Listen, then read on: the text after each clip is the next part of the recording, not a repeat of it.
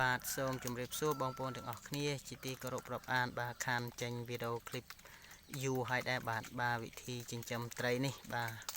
ហើយនឹងរបៀបនៃការដាក់ចំណីបាទនេះខ្ញុំចិញ្ចឹមនេះដោយធ្វើការដាក់តង់ឲ្យបងប្អូនបាទខ្ញុំប្រើតង់ឲ្យអត់មានអាងអីទេណាបាទធ្វើតង់សុទ្ធសាធតែម្ដងហើយខ្ញុំដាក់កផ្លោក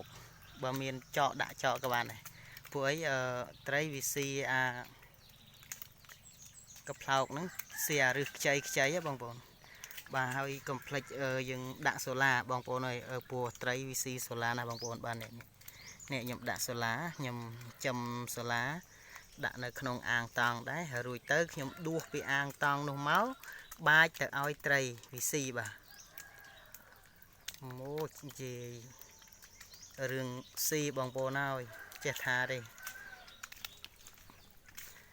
បាទអានេះយើងប្រើវិធីសាស្ត្រងាយណាបាទកុំឲ្យអស់ថវិកាច្រើនក្នុងការទិញចំណីនៅតាមទីផ្សារបងប្អូននឹកឃើញថានៅទីផ្សារការទិញចំណីនេះក៏វាមិនថោកដែរ1គីឡូ 3,500 បងប្អូនបាទតែចុះបើយើងប្រើសូឡានេះ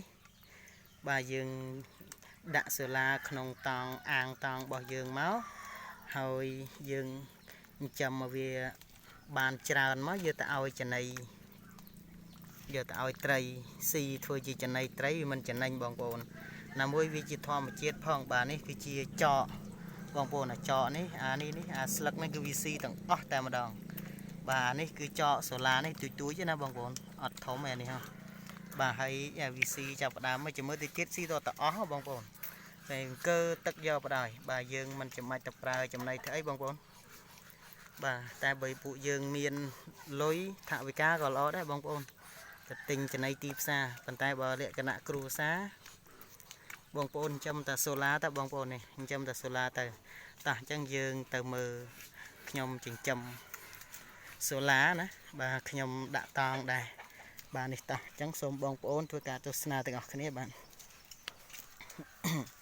បាទនេះគឺជាចិញ្ចឹមចកនិងសូឡាបងប្អូនបាទនេះខ្ញុំដាក់អាងតង់បែបហ្នឹងបាទតែយើងមិនដាក់ជាមួយត្រីបងប្អូនបើដាក់ជាមួយត្រីគឺវាមិនលូតលាស់ទេព្រោះត្រីស៊ីតិចទាល់តែអស់លើហ្នឹងយើងត្រូវចិញ្ចឹមសុទ្ធដោយវាបដ ாய் បាទឲ្យវាដុះពេញអាងតង់របស់យើងនេះទៅយើងដួសទៅឲ្យត្រីស៊ីវិញទៅបាទជារឿងមួយល្អណាបងប្អូនតែបើយើងដាក់ជាមួយត្រីសូឡាយើងគឺវាមិនដោះលូតលាស់ជាកូនជាចៅទេដឹងថាអស់ជាមិនតាន់ហ្មងតែបើយើងចិញ្ចឹមសូឡាមុនបាទដាំសូឡាមុនឲ្យវាដោះឲ្យច្រើនពេញអាងនេះទៅគឺយើងចាប់ផ្ដើមចិញ្ចឹមត្រីជាក្រោយបាទដួសបងប្អូនដួសឲ្យវាស៊ីមកតែបើត្រីទូចហ្នឹងគឺវាស៊ីរឹសបងប្អូនត្រីទៅតែកូនវាទៅញាស់ម៉ាលីហ្នឹងណាម៉ាលី2លីហ្នឹងគឺវាស៊ីរឹសបងប្អូនស៊ីរឹសខ្ចីហ្នឹងពេលដែលវាធំគឺវាចាប់ផ្ដើមស៊ីទាំងស្លឹកហ្នឹងហ្មងបាទនេះអាចកនេះបងប្អូនអាចកនេះគឺវាស៊ីដែរណាស៊ីទាំងស្លឹកព្រោះនេះល្អទេ